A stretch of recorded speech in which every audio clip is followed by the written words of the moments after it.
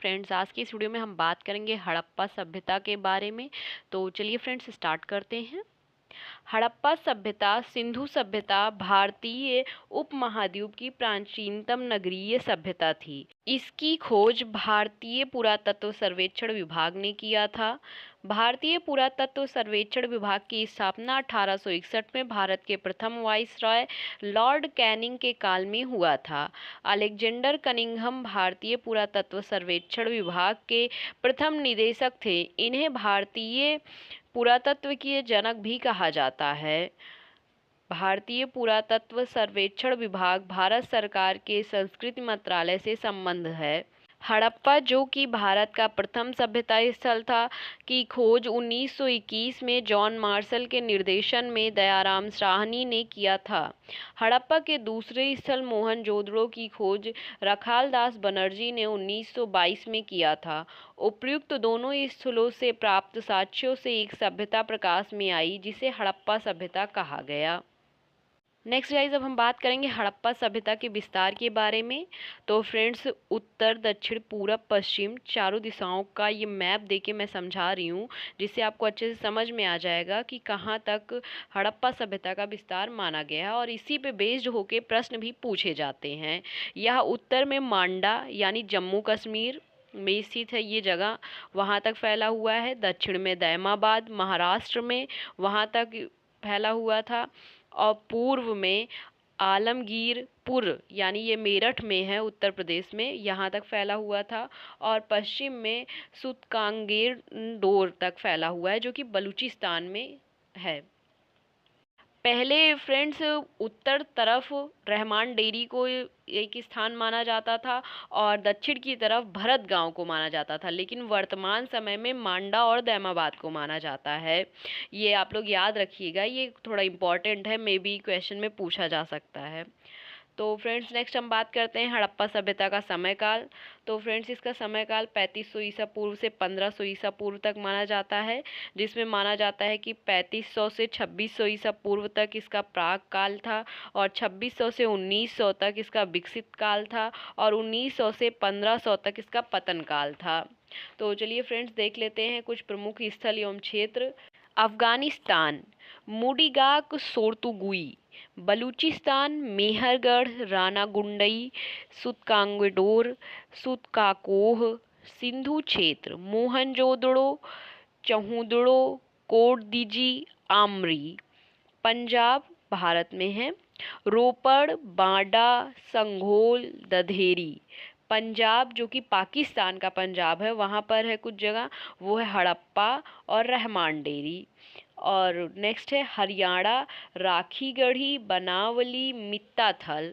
उत्तर प्रदेश में आलमगीरपुर बड़ा गांव हुलास सुनौली। तो फ्रेंड्स, अगला हम देख लेते हैं प्रमुख स्थल एवं नदियाँ। फ्रेंड्स, हड़प्पा था रावी नदी, मोहनजोदड़ो सिंधु नदी, कालीबंगा घग्गर दृश्य द्वैती नदी, लोथल भोगवा नदी, चहुदड़ो सिंधु नदी, रोपड़ सतलज नदी, रंगपुर भादर नदी, सुतकांगडोर दास्क दष्ट भी इसे कहा जाता है फ्रेंड्स इस नदी को, मांडा चेनाब नदी, आलमगीरपुर हिंडन नदी, कोट दीजी सिंधु नदी, बालाकोट बिदार नदी, सुलकाकोह शादी कौर नदी। अगला फ्रेंड्स, अब हम देख लेते हैं प्रमुख स्थल और उसके खोजकर्ता। हड़प्पा दयाराम साहनी, मोहनजोदड़ो राखलदास बनर्जी, कालीबंगा अमलानंद घोष, बीबी लाल बीके थापड़, और Lothal S R Rao. Alamgirpur Yagyadatta Sharma servants of India society, Kotdiji Fazal Ahmad, Manda J P Joshi. Friends, थोड़ा नोट करके लिख लीजिएगा। इंदिरा गांधी मानव संग्रहालय जो है वो भोपाल में स्थित है, और भारत सरकार के संस्कृति मिनिस्ट्री के अंतर्गत स्वायत्त मंत्रालय है। तो चलिए फ्रेंड्स, अगला हम देख लेते हैं हड़प्पा सभ्यता की नगर योजना के बारे में। हड़प्पा के नगर सामान्यतः दुर्ग टीले और निचले नगरों में विभाजित थे। दुर्ग टीला ईंटे के बने चबूतरे पर स्थित था, जो चारों तरफ से मोटी दीवार से घिरा होता था। बड़े बड़े भवन दुर्ग टीले वाले भाग में ही स्थित थे। मोहनजोदड़ो के दुर्ग टीले वाले भाग में एक विशाल स्नानागार, एक अन्न भंडार और एक सभा भवन स्थित था। मोहनजोदड़ो का अन्न भंडारण सबसे बड़ा अन्न भंडार था। हड़प्पा के नगर पूरी तरह से सुनियोजित थे। सड़कें एक दूसरे को समकोण पर काटती थी और दृढ़ संरचना का निर्माण करती थी। दुर्ग टीले के सभी भवन पूर्णतः पकी हुई ईंटों से निर्मित थे। कुछ भवन तो 2 मंजिला थे।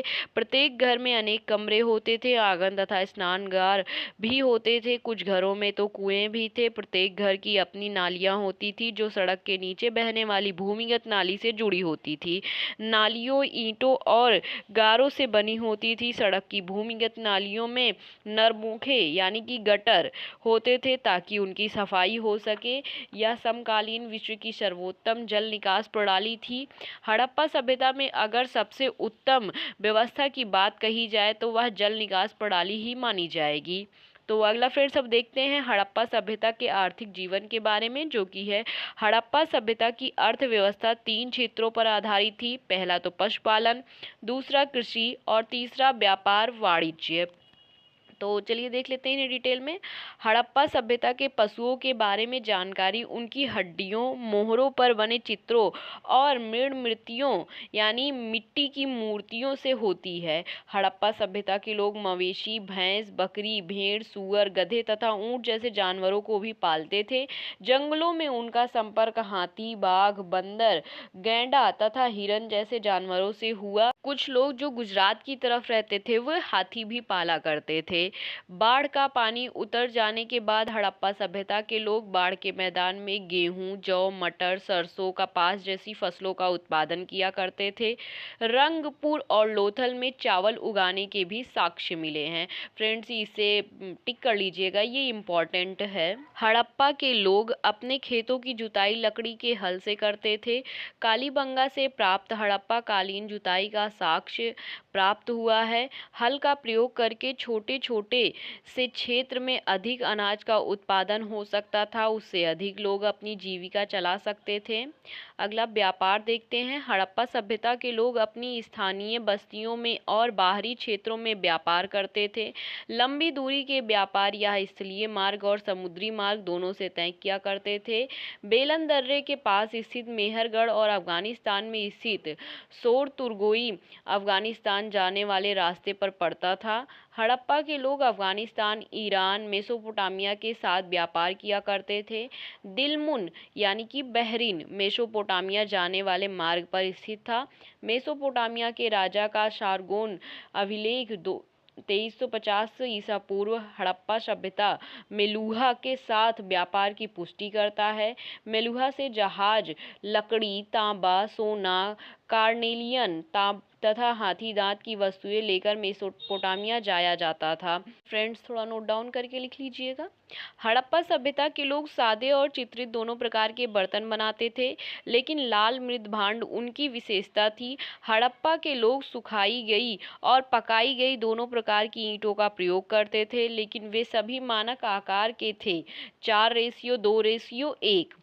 हड़प्पा के लोगों ने पत्थर और टेराकोट दोनों से मूर्तियां बनाया करते थे, जिनमें महत्वपूर्ण है दाढ़ी वाला धड़, जो पुरोहित प्रतीत होता है। कपड़े ऊनी और सूती दोनों प्रकार के बनते थे। इस कपड़े का साक्ष्य दाढ़ी वाले धड़ के शॉल से मिलता है। हड़प्पा सभ्यता के लोग बड़ी संख्या पर लेख युक्त, गैर लेख युक्त सीलों यानी मोहरों का प्रयोग करते थे। ये सीले अर्थात मोहरे पहचान की सूचक थी। सामान्यतः यह सेल खड़ी के बने टैबलेट होते थे। गाड़ी और नाव का निर्माण भी किया जाता था, जो लंबी दूरी के व्यापार में प्रयोग किया जाता था। बाट और माप का प्रयोग भी होता था, जो 16 के गुणक के रूप में होते थे, जैसे 16 आना, 32 आना। नेक्स्ट फ्रेंड अब हम बात करेंगे हड़प्पा सभ्यता के लोगों के सामाजिक जीवन के बारे में। संभवतः यह मातृत्व सत्तात्मक समाज था। परिवार समाज की इकाई था। लोग शांति प्रिय थे, लेकिन सामाजिक विभाजन था। वह शाकाहारी और मांसाहारी दोनों प्रकार थे। इस सभ्यता के लोग सूती और ऊनी दोनों प्रकार के वस्त्र पहनते थे। वह गले के हार, मोतियों की माला और ताबीज जैसे आभूषणों का भी प्रयोग करते थे। ये आभूषण सोने, चांदी और लाजवर्त जैसी कीमती पत्थरों से भी निर्मित थे। मनोरंजन के अनेक साधन थे, जैसे बच्चे खिलौने खेलते थे, बड़े लोग पासा खेलते थे तथा नृत्य देखते थे। मोहनजोदड़ो से प्राप्त कांसे की बनी नाचती लड़की नृत्य का उदाहरण है। हड़प्पा सभ्यता के लोग 3 प्रकार के मृत संस्कार करते थे। पहला तो दफनाना यानी कि पूर्ण समाधान, दूसरा आंशिक समाधान, तीसरा दाह संस्कार। कुछ हड़प्पा के स्थानों पर समाधि चैम्बर्स भी प्राप्त हुए हैं। इनमें खाने पीने की चीजें, आभूषण, मिट्टी के बर्तन इत्यादि रख दिए जाते थे। मृत्यु उपरांत जीवन के लिए यह सूचक है। अगला फ्रेंड्स, अब हम देख लेते हैं हड़प्पा कालीन धर्म यानी धार्मिक विश्वास। स्रोतों से पता चलता है कि हड़प्पा सभ्यता के लोग विभिन्न देवी देवताओं की पूजा करते थे। मातृ देवी सबसे लोकप्रिय थी। एक सींग वाला पुरुष देवता भी संभवतः पूजा जाता था, जो चारों तरफ से पशुओं से घिरा हुआ है। इसे पशुपति शिव भी कहा जाता था। हाथी, गेंडा, बाघ, भैंसा, हिरन जानवर पशुपति शिव की मुहर में थे। राइट साइड जो थे फ्रेंड्स, वो हाथी और बाघ थे, और लेफ्ट साइड में गेंडा और भैंसा था, और नीचे की तरफ हिरन बना हुआ है। फ्रेंड्स, इससे रिलेट करके क्वेश्चंस भी कभी कभी पूछे जाते हैं। आधा मानव और आधा जानवर वाले पशु भी पूजे जाते थे। एक श्रृंगी पशु भी पूजा जाता था। यह एक श्रृंगी पशु सर्वाधिक प्रसिद्ध जानवर था। संभवतः यज्ञ और बलि की प्रथा भी विद्यमान थी। कालीबंगा से प्राप्त यज्ञ कुंड इसकी पुष्टि करते हैं। मोहनजोदड़ो से एक तालाब प्राप्त हुआ है, जो संभवतः एक धार्मिक स्नानगृह था, जहां पर लोग प्रार्थना से पहले स्थान पूजा करते थे। हड़प्पा सभ्यता में किसी भी स्थल से मंदिर के स्पष्ट साक्ष्य नहीं मिले हैं, लेकिन मार्टिमर हवीलर ने मोहनजोदड़ो की एक संरचना को मंदिर कहा था। हड़प्पा के अनेक नगरों से स्वास्तिक के चिन्ह प्राप्त हुए हैं, अतः कुछ विद्वानों का मानना है कि समाज में सूर्य पूजा का प्रचलन एवं महत्व था। तो फ्रेंड्स, आज की इस वीडियो में बस इतना ही। हम नेक्स्ट वीडियो में हड़प्पा सभ्यता को ही और विस्तृत करेंगे। तो अगर आपको यह वीडियो अच्छी लगे तो प्लीज़ इसे शेयर करें, साथ ही साथ चैनल को भी सब्सक्राइब करें। धन्यवाद।